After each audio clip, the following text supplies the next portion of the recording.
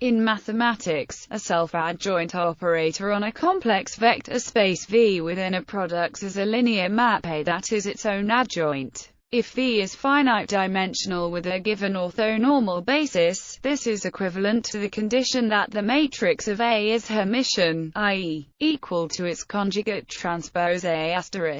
By the finite-dimensional spectral theorem, V has an orthonormal basis such that the matrix of A relative to this basis is a diagonal matrix with entries in the real numbers. In this article, we consider generalizations of this concept to operators on Hilbert spaces of arbitrary dimension. Self-adjoint operators are used in functional analysis and quantum mechanics. In quantum mechanics, their importance lies in the Dirac-von Neumann formulation of quantum mechanics, in which physical observables such as position, momentum, angular momentum and spin are represented by self-adjoint operators on a Hilbert space. Of particular significance is the Hamiltonian, which as an observable corresponds to the total energy of a particle of mass m in a real potential field V. Differential operators are an important class of unbounded operators. The structure of self-adjoint operators on infinite-dimensional Hilbert spaces essentially resembles the finite-dimensional case.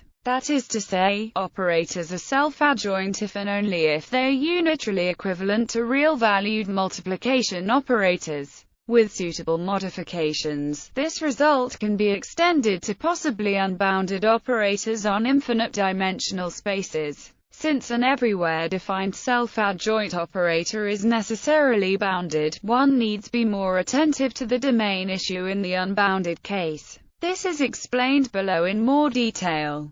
Symmetric operators. A linear operator A on a Hilbert space H is called symmetric if for all elements x and y in the domain of A. Sometimes, such an operator is only called symmetric if it is also densely defined. More generally, a partially defined linear operator A from a topological vector space E into its continuous dual space E is said to be symmetric if for all elements x and y in the domain of A. This usage is fairly standard in the functional analysis literature. A symmetric everywhere-defined operator is self-adjoint. By the Hellinger-Toeplitz theorem, a symmetric everywhere-defined operator is also bounded. In the physics literature, the term Hermitian is used in place of the term symmetric. It should be noted, however, that the physics literature generally glosses over the distinction between operators that are merely symmetric and operators that are actually self-adjoint. The previous definition agrees with the one for matrices given in the introduction to this article. If we take as H the Hilbert space Cn with the standard dot products and interpret a square matrix as a linear operator on this Hilbert space, it is however much more general as there are important infinite-dimensional Hilbert spaces. The spectrum of any bounded symmetric operator is real, in particular all its eigenvalues are real, although a symmetric operator may have no eigenvalues. A general version of the spectral theorem which also applies to bounded symmetric operators is stated below. If the set of eigenvalues for a symmetric operator is non-empty, and the eigenvalues are non-degenerate, then it follows from the definition that eigenvectors corresponding to distinct eigenvalues are orthogonal. Contrary to what is sometimes claimed in introductory physics textbooks, it is possible for symmetric operators to have no eigenvalues at all. The example below illustrates a special case when an symmetric operator does have a set of eigenvectors which constitute a Hilbert space basis. The operator A below can be seen to have a compact inverse, meaning that the corresponding differential equation AF equals G is solved by some integral. Therefore compact operator G. The compact symmetric operator G then has a countable family of eigenvectors which are complete in L2. The same can then be said for A. Example. Consider the complex Hilbert space L2, 0, 1, and the differential operator defined on the subspace consisting of all complex-valued infinitely differentiable functions f on 0, 1, with the boundary conditions f equals 0. Then integration by parts shows that A is symmetric. Its eigenfunctions are the sinusoids with the real eigenvalues n2 pi2. The well-known orthogonality of the sine functions follows as a consequence of the property of being symmetric. We consider generalizations of this operator below. Self-adjoint operators. A densely defined linear operator on a Hilbert space is self-adjoint if it equals its adjoint. Given a densely defined linear operator A on H, its adjoint A** is defined as follows. The domain of A**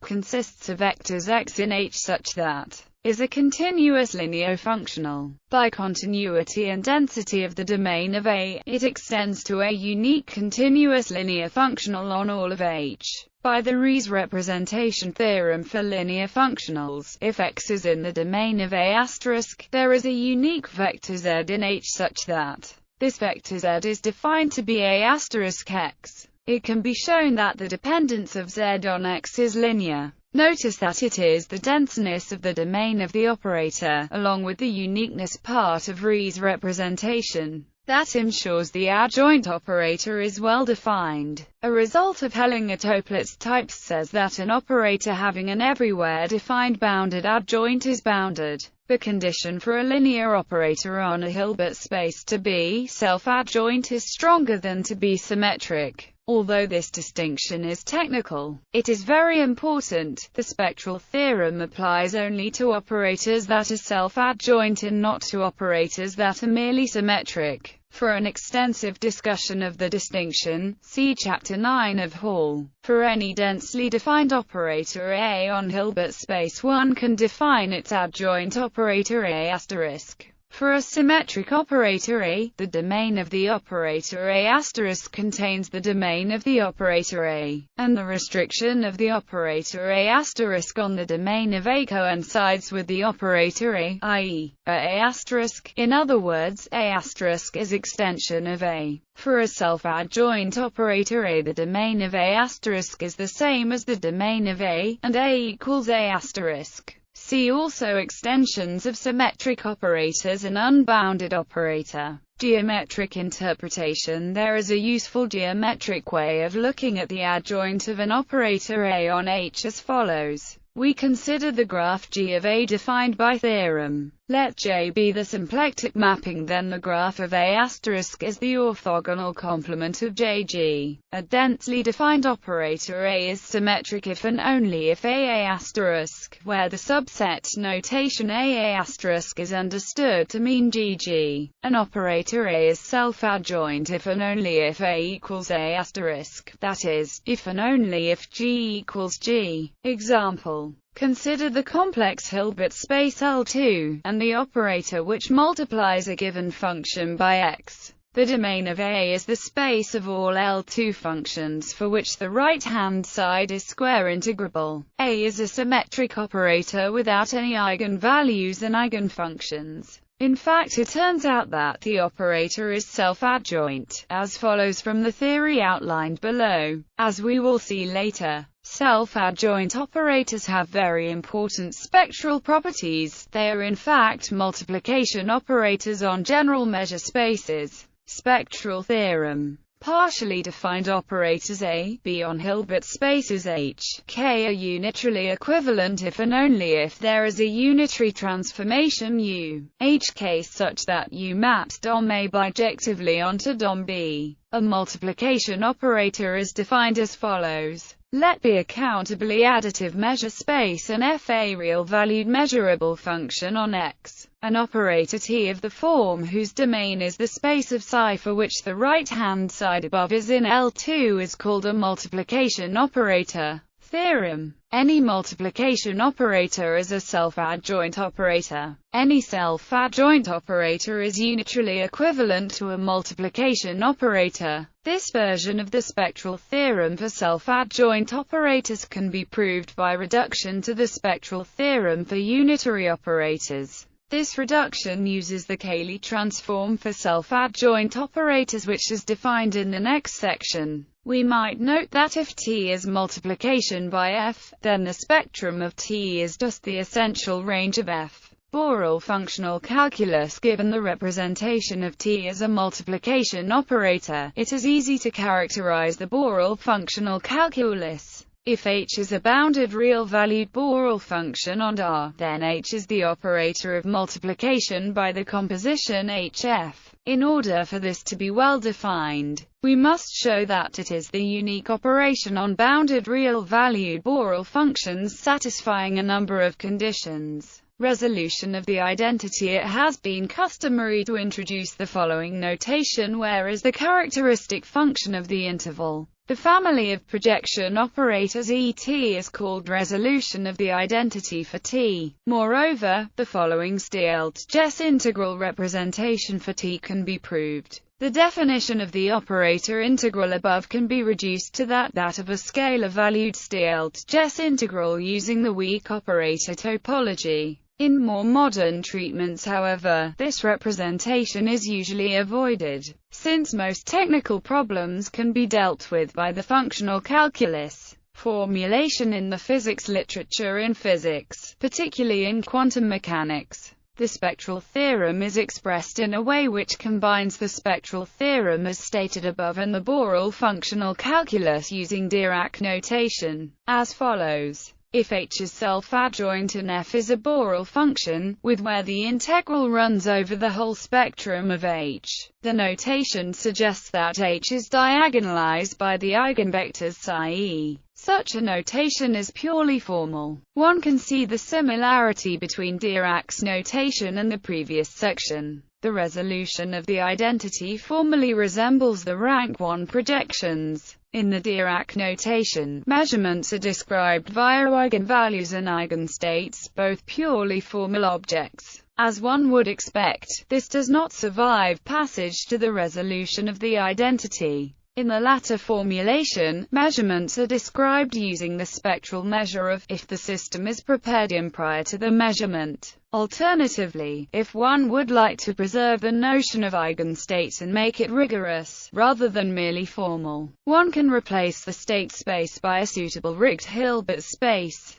If F equals 1, the theorem is referred to as resolution of unity. In the cases the sum of an Hermitian H and a skew Hermitian operator, one defines the bi-orthogonal basis set and write the spectral theorem as extensions of symmetric operators. The following question arises in several contexts. If an operator A on the Hilbert space H is symmetric, when does it have self-adjoint extensions? An operator that has a unique self-adjoint extension is said to be essentially self-adjoint, but a symmetric operator may have many or no self-adjoint extensions. Thus, we would like a classification of its self-adjoint extensions. One answer is provided by the Cali transform of a self-adjoint operator and the deficiency indices. Theorem. Suppose A is a symmetric operator. Then there is a unique partially defined linear operator such that here, RAN and DOM denote the image and the domain, respectively. W is isometric on its domain. Moreover, the range of 1 minus W is dense in H. Conversely, given any partially defined operator U which is isometric on its domain and such that 1 minus U is dense, there is a operator S such that the operator S is densely defined and symmetric. The mappings W and S are inverses of each other. The mapping W is called the Cali transform. It associates a partially defined isometry to any symmetric densely defined operator. Note that the mappings W and S are monotone. This means that if B is a symmetric operator that extends the densely defined symmetric operator A, then W extends W, and similarly for S. Theorem. A necessary and sufficient condition for A to be self-adjoint is that its Cali transform W be unitary. This immediately gives us a necessary and sufficient condition for A to have a self-adjoint extension, as follows.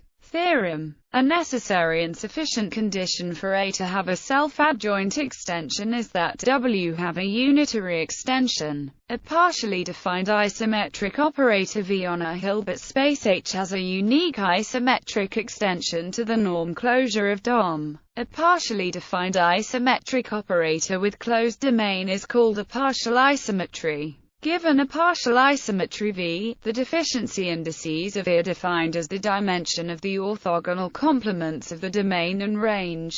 Theorem. A partial isometry V has a unitary extension if and only if the deficiency indices are identical. Moreover, V has a unique unitary extension if and only if the deficiency indices are both zero. We see that there is a bijection between symmetric extensions of an operator and isometric extensions of its Cali transform. The symmetric extension is self-adjoint if and only if the corresponding isometric extension is unitary. A symmetric operator has a unique self-adjoint extension if and only if both its deficiency indices are zero. Such an operator is said to be essentially self-adjoint. Symmetric operators which are not essentially self-adjoint may still have a canonical self-adjoint extension. Such is the case for non-negative symmetric operators. These operators always have a canonically defined Friedrichs extension, and for these operators we can define a canonical functional calculus.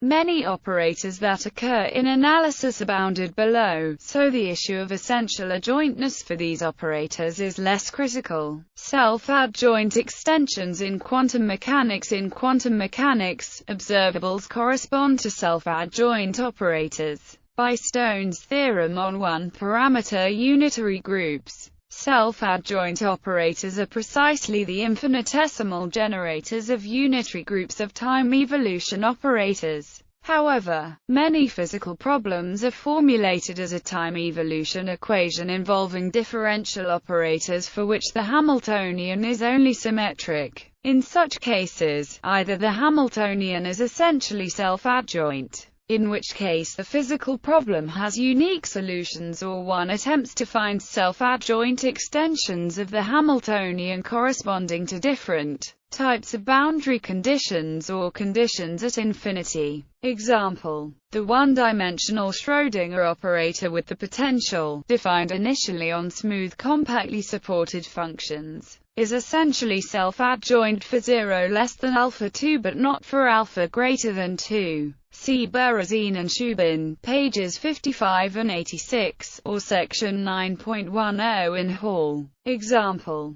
there is no self-adjoint momentum operator P for a particle moving on the half-line. Nevertheless, the Hamiltonian of a free particle on a half-line has several self-adjoint extensions corresponding to different types of boundary conditions. Physically, these boundary conditions are related to reflections of the particle at the origin. Von Neumann's formulas. Suppose A is symmetric densely defined, then any symmetric extension of A is a restriction of A asterisk. Indeed, a B and B symmetric yields BA asterisk by applying the definition of DOM. Theorem. Suppose A is a densely defined symmetric operator. Let then and where the decomposition is orthogonal relative to the graph inner products of DOM. These are referred to as von Neumann's formulas in the Akiza and Gleisman reference. Examples. We first consider the differential operator defined on the space of complex-valued C-infinity functions on 0, 1, vanishing near 0 and 1.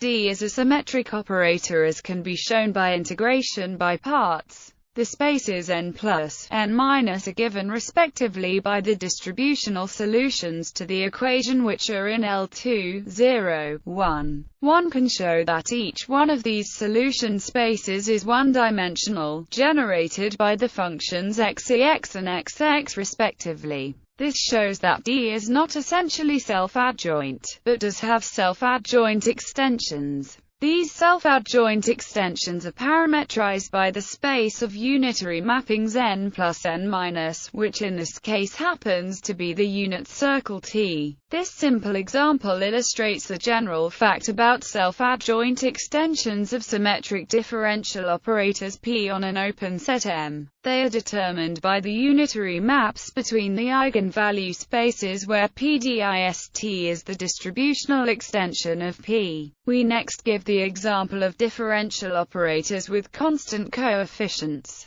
Let be a polynomial on Rn with real coefficients, where alpha ranges over a set of multi-indices. Thus, and we also use the notation then the operator P defined on the space of infinitely differentiable functions of compact support on Rn by is essentially self-adjoint on L2. Theorem. Let P a polynomial function on Rn with real coefficients, f the Fourier transform considered as a unitary map L2. Then f*pf is essentially self-adjoint, and its unique self-adjoint extension is the operator of multiplication by the function p. More generally, consider linear differential operators acting on infinitely differentiable complex-valued functions of compact support. If M is an open subset of Rn where A alpha are infinitely differentiable functions, P is a linear operator corresponding to P. There is another differential operator, the formal adjoint of P theorem. The adjoint P** of P is a restriction of the distributional extension of the formal adjoint to an appropriate subspace if, specifically,